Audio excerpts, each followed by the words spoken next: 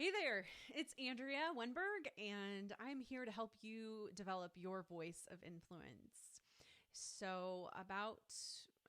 don't know, it wasn't quite a year ago, I was invited to participate in an article in a very special magazine, and I have to show it to you. It's a Success magazine.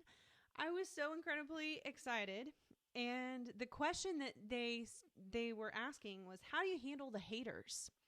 And this was something that was really difficult for me when I first started putting my voice out there.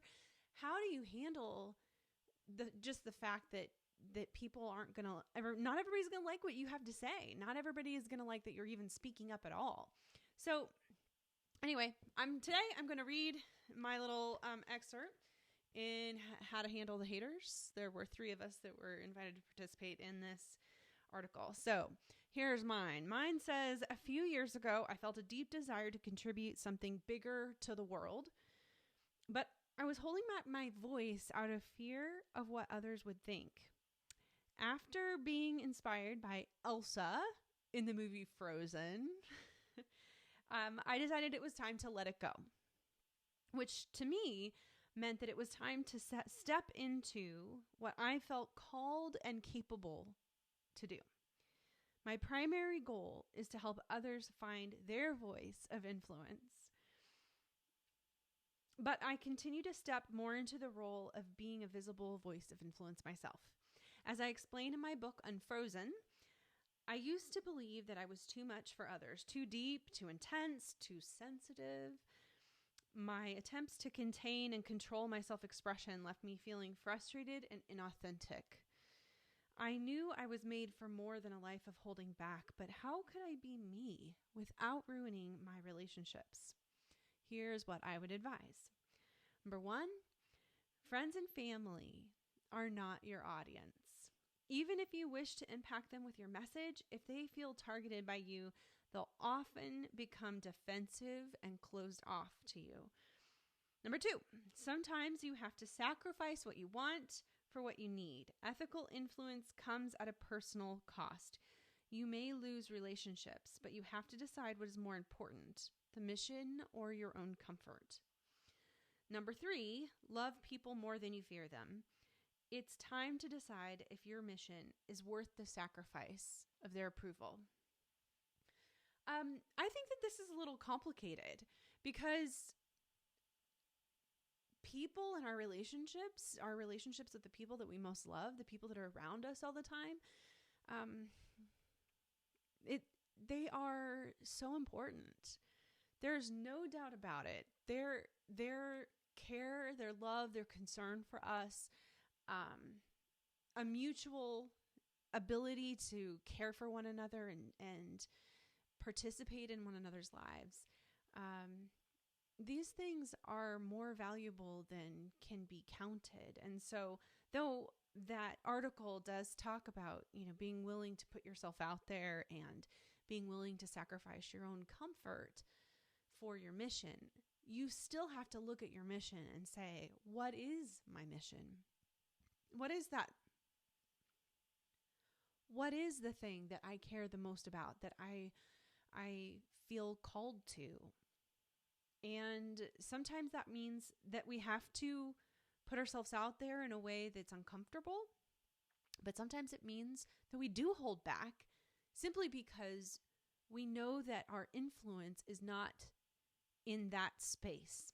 So, for example, politics. I've been really struggling with whether or not I should throw my voice into the ring in terms of politics.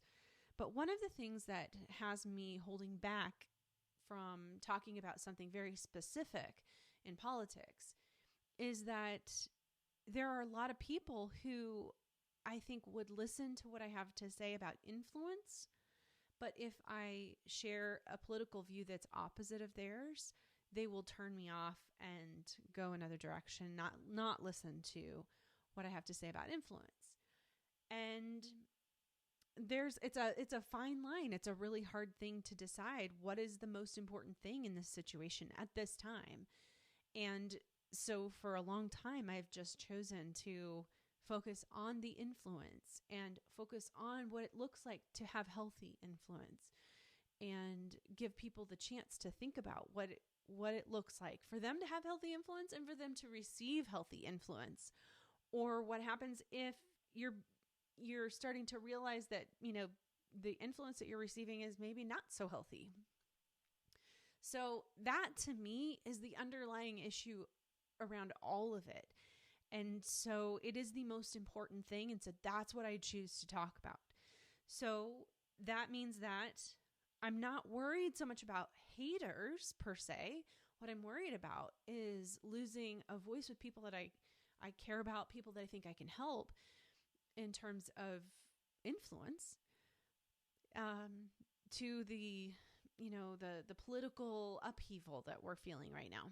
So anyway, I wanted to share with you that little tidbit about how to handle the haters from Success Magazine. I mean, look at this. I cannot believe I was in this magazine, and especially this one, even though it's none of these faces are my face.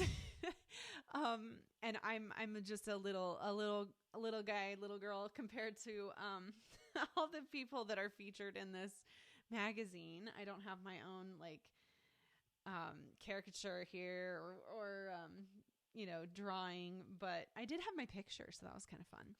So anyway, but I think that handling the haters, it means also to, what is worth talking about, what is not worth talking about, what is my influence and what is not my influence right now. And that is something for everybody to decide for themselves. I cannot be moved and pushed by somebody else's timeline, and neither can you.